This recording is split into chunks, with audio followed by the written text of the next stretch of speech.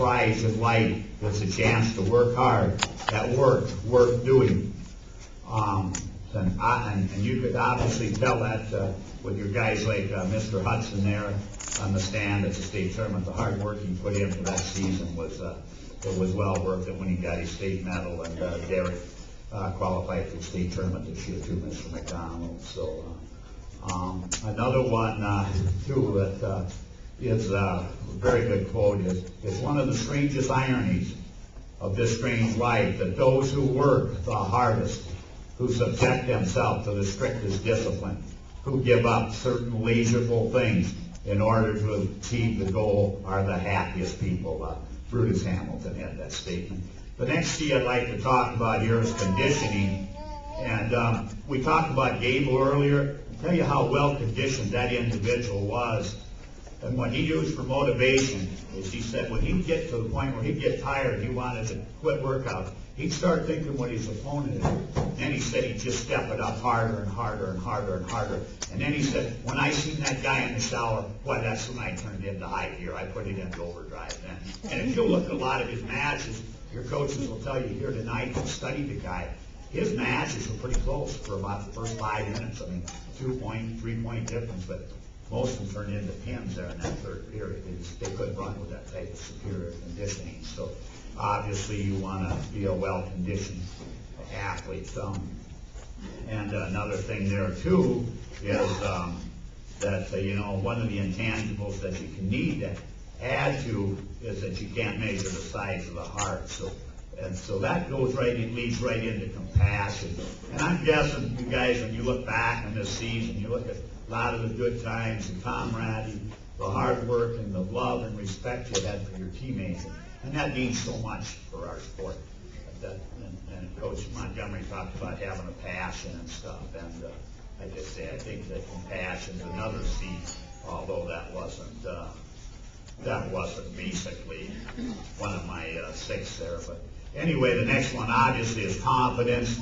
You want to own the mat. That's all there is to it. That's your mat. You own it. Don't let anybody else tell you any differently. I know Steve Carlton, former Major League Baseball Hall of Fame pitcher, says man sets limits upon himself. There are none. So, you know, work hard for your goals. And the next one's courage. It takes a lot of courage to be a wrestler, people. We have to turn back injuries all the time. It's just, and how you handle courage and adversity will go a long ways in your success. John F. Kennedy, our 35th president, had a great quote on courage. He said, being courageous requires excellent qualifications.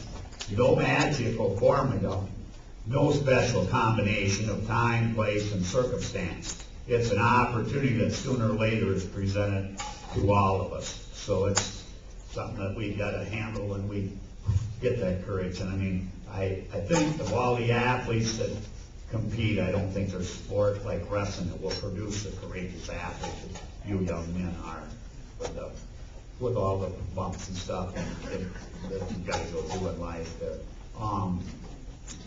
And then the next one I want to get into, and like I say, I could talk about C's all night. Obviously, the challenge ahead for you guys for next year, you know, 2 thoughts. Return that conference championship, return that sectional championship right here to Sparta, Wisconsin, Sparta High School, right where it belongs. So work for that for next year, guys. Getting down towards the end here and competing in competition. Remember, it's a privilege you can compete, that you're allowed to compete. You're going to all have a role next season, you know, whether it be a captain, a leader, or a starter. You're all going to have that role. And the role you earned, whether or not you like it, is by your choice. So whether you want to improve your role is a different story. That's going to be up to you. That comes from within, that commitment that we talked about. And another thing, too, to keep in mind here, average people who wish to become better than average make up the overwhelming majority of winning championship teams. You guys probably wouldn't like me for a t-shirt with all these double negatives. Is it true that it is true that it isn't true, you know? So, but think of this, when you look at it, your average people, when they take that next step, go from 50% to 500 wrestlers to the 60%. That's where you win your sectional team championship, and that's when your teams do well down at the Cole Center. So that's what you got to try for, because we all know that kids like McDonald and Hudson are going to come through. It's our guys that have got to get over that 50% mark up to that 70-75% win plateau for you next year. And just kind of wind down here a little bit. Make sure you enjoy competition, whether it results in a tough loss or a win. Relish it. Enjoy the competition. One of life's greatest accomplishments and greatest feelings is to shake an opponent's hand, and while both of you together embrace and say, "What a battle! What an opponent! What a day! What a great day to be a Spartan!"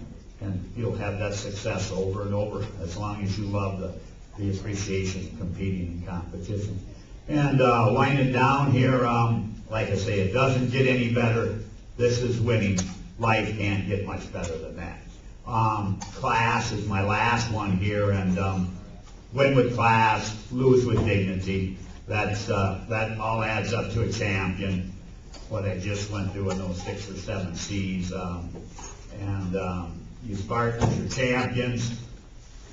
Well, remember, we need you to be champions from January 1 to December 31st. We need you to be champions 365 days a year, which I'm sure you guys are. So that's a great deal about it. And tonight, before you pick up your awards and your hardware, and I'd like to congratulate all the awards winners now, and I'll probably shake your hands afterwards. But before you're done tonight, thank your coaches for the job they did this season. Obviously, thank your parents, because you only got one father, one mother. They're here for a short time. The toughest speech I ever had to give in my life was down at Owatonna, and that was the year they had beaten Apple Valley to take them out of the state. And I just buried my dad a week earlier, and just to get up there to have the courage to talk tonight. So just make sure you tell your parents thanks tonight. Thanks for having me. Enjoy it. And if you want to hear stories later, I'll be around.